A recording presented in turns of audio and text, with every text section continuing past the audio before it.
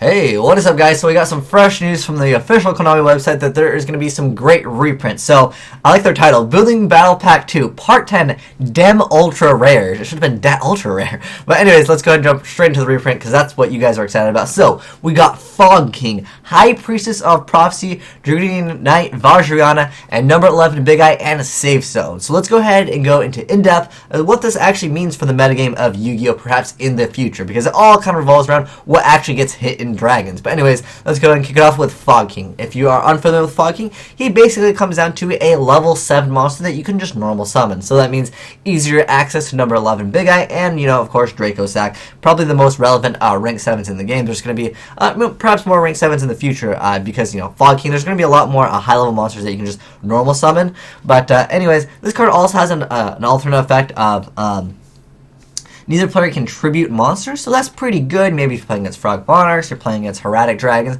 it might be a card that you could technically side deck, but I think that there are other cards that you can side deck against those matchups. This card was actually only really seeing, play in the competitive scene as far as in Mermails, and Mermails have kind of just fell off the planet. Like, they're not even like a relevant meta deck anymore. But, I mean, pretty much what it comes down to this format is, like, Dragon Rulers are just way too strong.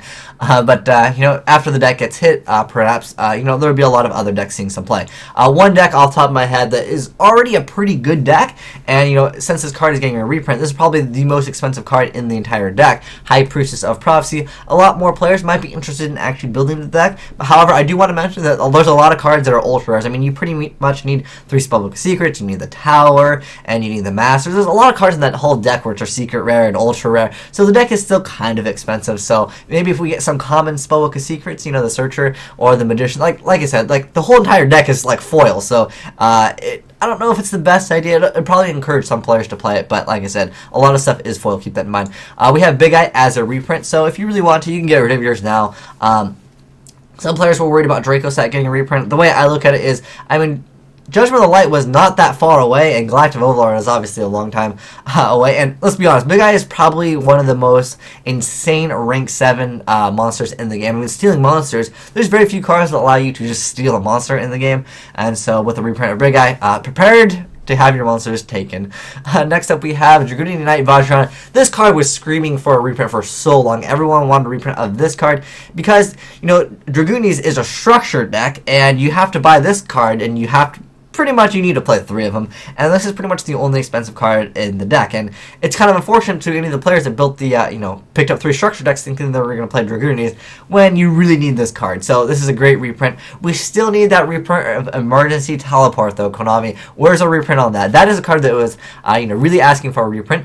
And we also have Safe Zone. So what this means is perhaps more players will be interested in playing Evil Storms. Evil Storms is a relatively inexpensive deck, with the exception of Safe Zone. This card is one of the card I'd say in the deck that kind of is the most expensive card. Maybe you might get Troll Key Beetle more often now. I hate running into that because there are very few times where I will be playing Spellbooks or Tiramisu. If I was playing in the OCG format, yeah, Trishula would be a card to make. So yeah, I do want to mention that if Trishula gets unbanned, Trishula's effect does not target, therefore you'll be a-okay against Safe Zone, Key Beetle, and all that good stuff. So yeah, like I said, this will be probably a card that I'd say Evil Storm is probably the most relevant deck that would actually play Safe Zone. And also is not just a bad card in general, it's a great card.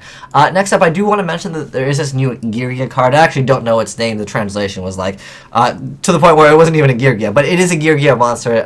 But anyways, he is a level 4 monster, 500 attack, unknown defense. His effect is, when it's normal summon, you can add 1 level 4 Earth machine type monster except for himself from your deck to your hand, and during the turn that you use that effect, the translation, like I said, is a little bit awkward, but what you can do is you add the machine, level 4 machine type monster to your hand, and then you can't special summon anything except for machine type monsters, and you cannot attack or conduct your battle phase this turn. I think that is kind of irrelevant. Being not able to be attacking, also not being able to enter the battle phase. I don't know. The translation, like I said, is a little bit weird. But what this comes down to is it's more support for Girgias. Looks like Konami's trying to push Girgias. The deck isn't bad at all. I mean, the deck could have no more support, and the deck is still like a decent deck, guys.